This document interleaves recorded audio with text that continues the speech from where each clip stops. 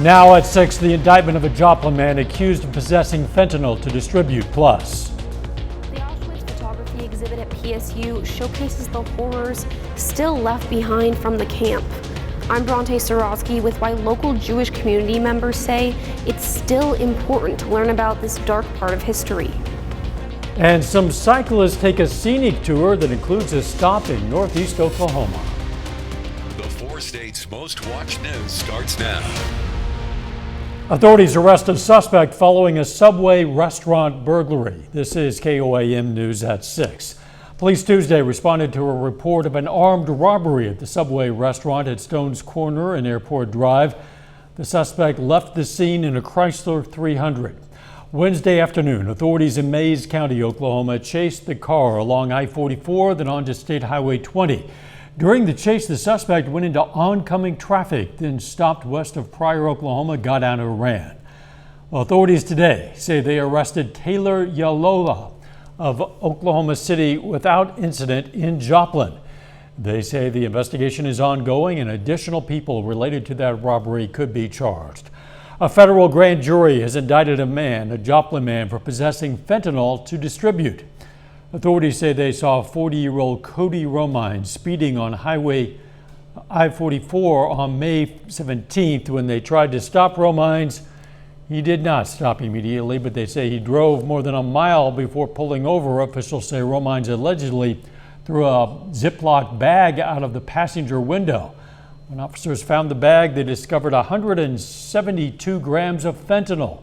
They say the charge is just an accusation. This does not make him guilty. The City of Oklahoma is holding a public meeting tonight to discuss flooding concerns in the city. Chris Warner joins us live from the Coleman Theater in downtown Miami with more.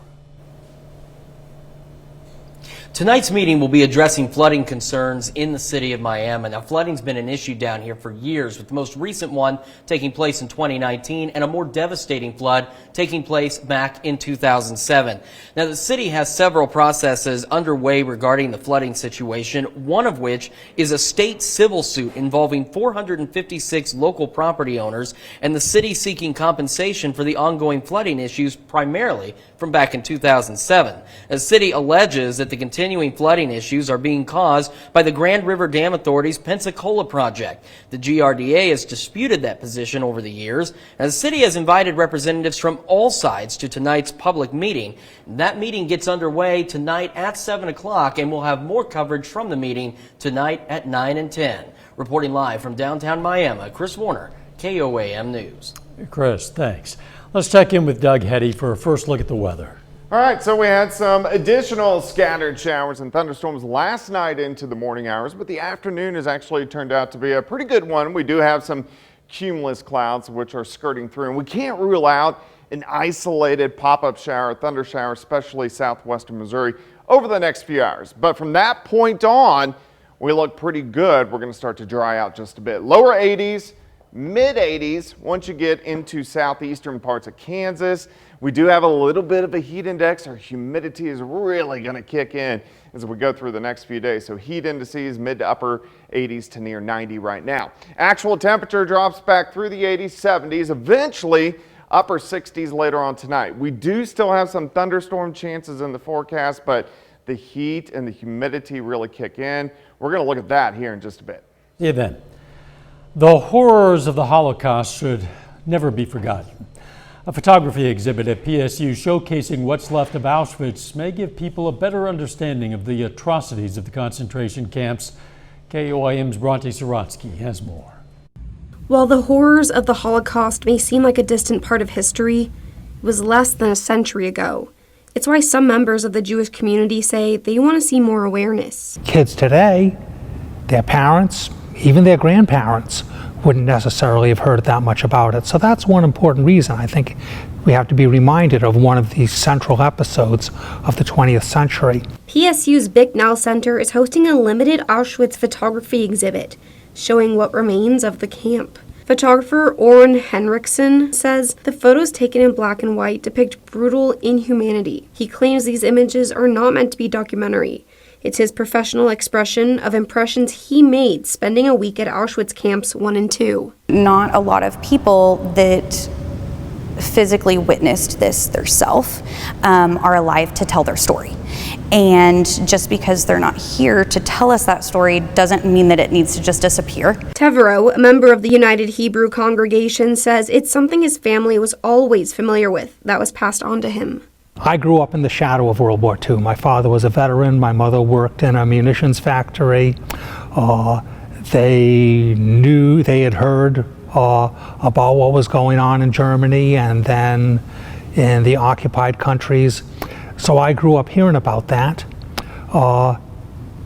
We're 80 years away. Most striking was one of the final images in the exhibit, an entrance to the gas chambers. Particularly one towards the end, because most of them, they look like almost any other detention prisoner of war camp. But then you see the one with the doors to the gas chamber, and that tells you this is something different. This isn't just another version of man's inhumanity to man. This is a unique episode in world history. In Pittsburgh, Bronte Sorotsky, KOAM News. The Auschwitz photography exhibit will remain at the Bicknell Family Center for the Arts at PSU through June 30th. The Oklahoma State Department of Health has identified its first probable case of monkeypox. State's working with the CDC to confirm the infection with a central Oklahoma resident. They say the person had traveled recently internationally to a country with confirmed cases. The individual is currently in isolation, and OSDH officials are working to complete contact tracing so they can find if anyone has been exposed to that person. Coming up, cyclists hit the road and go on tour in Oklahoma. Plus, music lovers gather at Big Brutus for a weekend festival. Hundreds of bicyclists visited a northeast Oklahoma town as part of an annual trip. The 43rd edition of Oklahoma Freewheel is going on, and Grove is one of the host towns. Freewheel is a week-long bicycle tour that takes place all across the state of Oklahoma. Gives bicyclists a chance to check out the state, and each day ends in a new town where they stay the night. And we have rest stops in between, and you'll stop there and visit with people, and they kind of motivate you. Drink some Kool-Aid, Gatorade, not Kool-Aid, lots of water, and it just kind of keeps you going. It's quite a challenge, because there's nothing better. I was like crying. That feeling when you make it. The route changes every year, but typically begins near the Red River and ends just across the Kansas state line. City of Miami is selling some of its surplus equipment. The online auction began today, runs through June 20th. Some of the items up for sale include printers, filing cabinets, tire changer and balancing equipment, even a hydraulic excavator. Winning bidders will be able to pick up their items at Miami City Hall, and you can find a link to the auction on our website. Of course, that's KOAMnewsnow.com. Come and Go is about to leave some of its Joplin area stores for good. The convenience store chain is selling both of its Webb City locations and 4 of its 6 Joplin locations to White Oak Station convenience stores. The company says the service locations no longer align with its long-term plans for expansion and continued store enhancement. The locations at 3434 South Range Line and 5002 South Main will still remain as Come and Goes. If you're a lover of music, then you might want to take a trip to Big Brutus. The giant landmark in West Mineral, Kansas is the host site for the Big Iron Overland Rally. The outdoor festival features food trucks, family activities, and of course the musical acts. The idea is to relax and leave the worries at home. Stage, and there's 15 kids down there kicking a ball around and playing basketball and just having a great time. They didn't know who each other was until they got here. And that's what I love, that we get people out here and they just forget about the problems out there in the world and they enjoy life the way they should.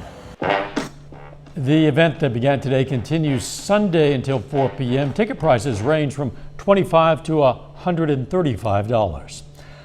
A little bit later, a former Kansas City Chief makes a trip to Joplin for a youth football camp. Plus, the heat's really going to kick in over the next couple days. We're going to check that out coming up.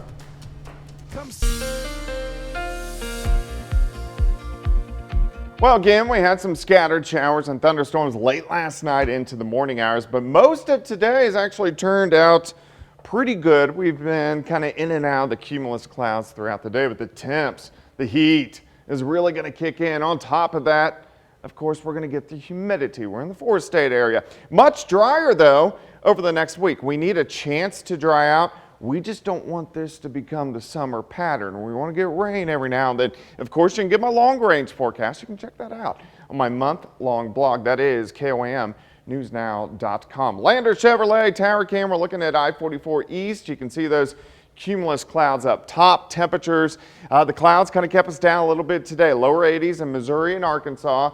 Low to mid 80s in Oklahoma. And then we have mid to upper 80s once you get across southeastern Kansas. But thankfully today, the humidity is not that bad, so the heat indices, they're not bad. Upper 80s to near 90. Big cumulus cloud, 7th and range line, currently sitting 83. Calm winds, humidity 67%. Through the evening, we drop back through the 80s, 70s, upper 60s later on tonight. If you want to get outside this evening, it's perfectly fine. In fact, get outside this evening, because as that humidity kicks in over the next few days, it's not going to feel as comfortable across the region. Look at the storms last night.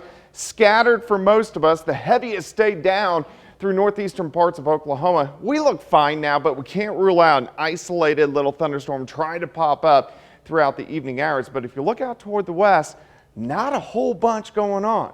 Pretty good indication we look pretty good over the next few days. We're dominated by a big dome of high pressure. Usually most of the year high pressure is good. In the summer, high pressure means heat, humidity, and just downright hot across the region. The closer it gets to us, the hotter it gets. It kind of sinks to our southeast.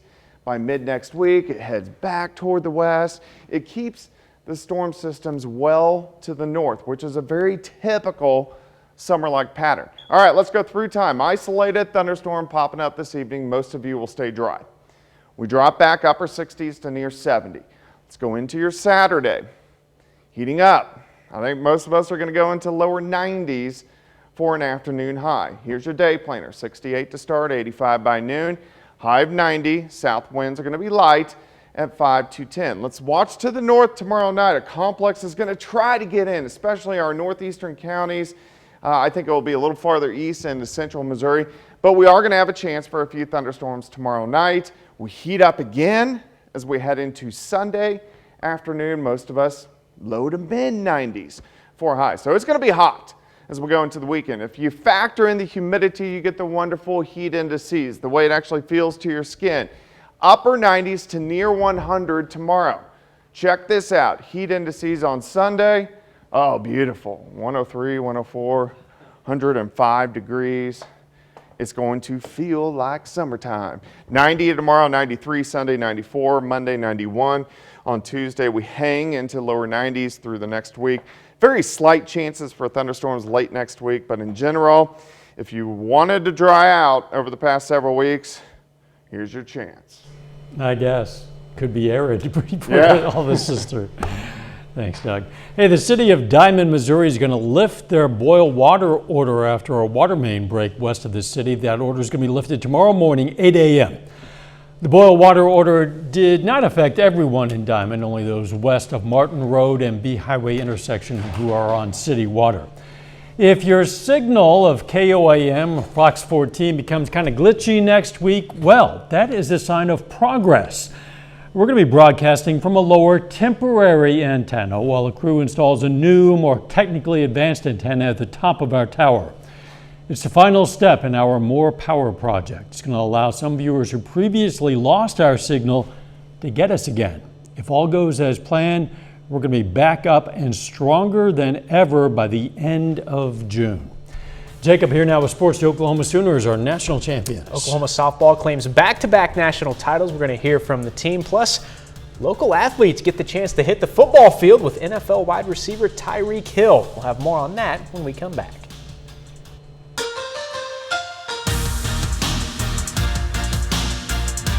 Local youth football players get the chance to learn from an NFL player this afternoon in Joplin.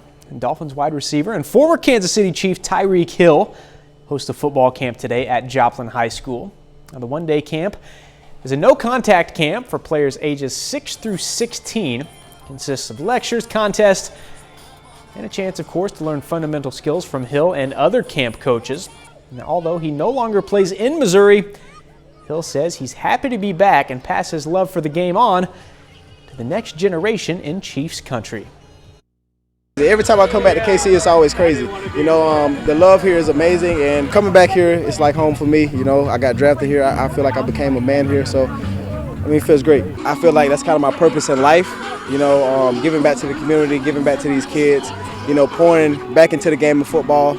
So I'm just proud to be that role model. Well, the Joplin Outlaws have played 6 games so far this summer. The Outlaws are an even 3-3 after last night's road win over the Sedalia Bombers. Now tonight, Joplin on the road again, aiming for back-to-back wins, this time facing the Chillicothe Mudcats. That game is scheduled to begin at 7 o'clock.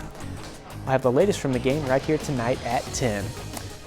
The Oklahoma Sooners won the Women's College World Series Championship last night. The Sooners beat the Texas Longhorns 10-5 in Game 2 of the 3-game series to earn the national title.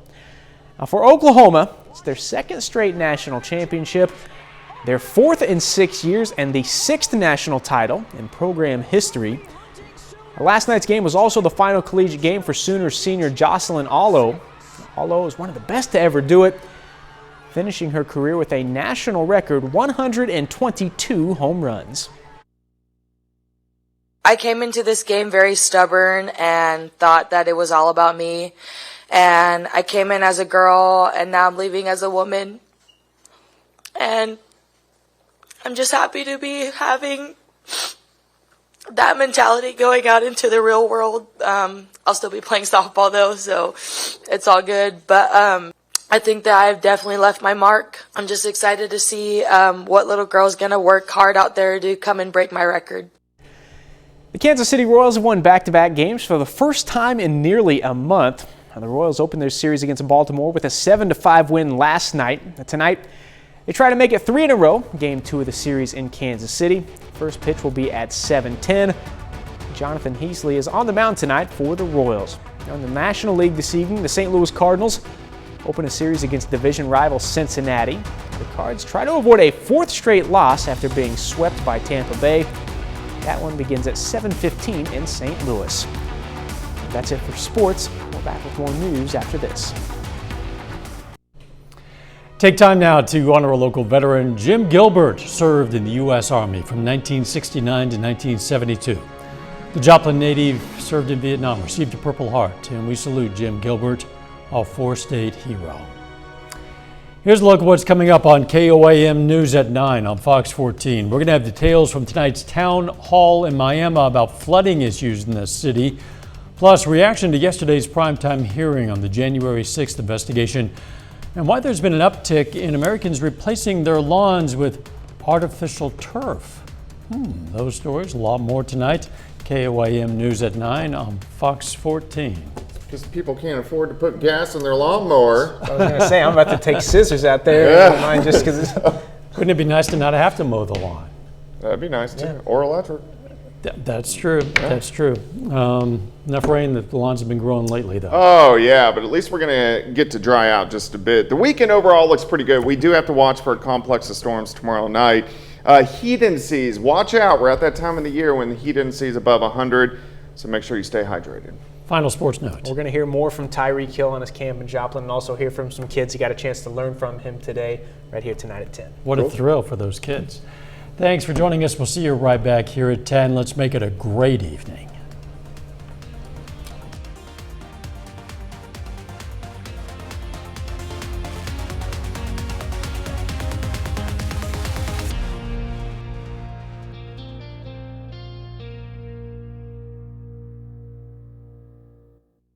Salon service is